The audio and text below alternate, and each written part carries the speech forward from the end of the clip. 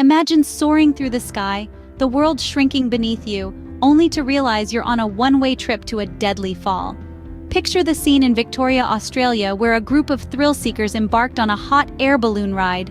Their hearts raced with anticipation, the wind in their hair, the earth a distant canvas below. But in a cruel twist of fate, one man's journey took a horrifying turn. A sudden jolt, a gasp, a figure plummeting earthward. As the ground rushed up to meet him, the remaining passengers could only watch in abject terror. Falling.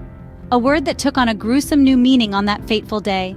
The man, once a speck in the sky, now became a horrifying spectacle as he descended from the hot air balloon.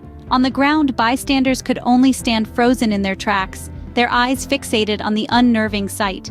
Every second felt like an eternity as they watched, helpless, their hearts pounding in their chests. Meanwhile, high above, chaos reigned in the balloon's basket.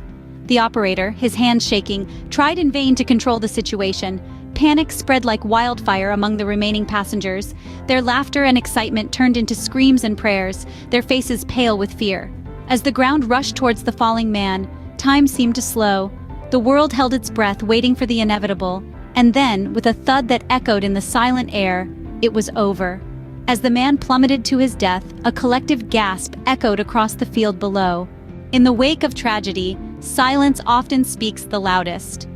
As the dust settled, the survivors stood frozen, their faces etched with horror.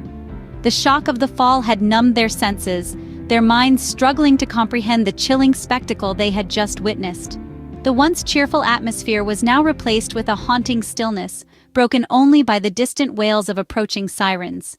Emergency services swiftly arrived on the scene, their faces mirroring the stunned disbelief of the onlookers.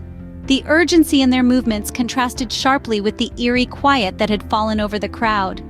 As they worked tirelessly, the survivors were left grappling with the psychological aftershock, their minds replaying the terrifying fall over and over again.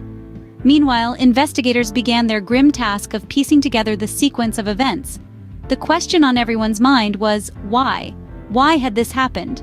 What had gone so terribly wrong? Their diligent search for answers would unfold in the days to come, their findings hopefully providing some closure to the traumatized witnesses.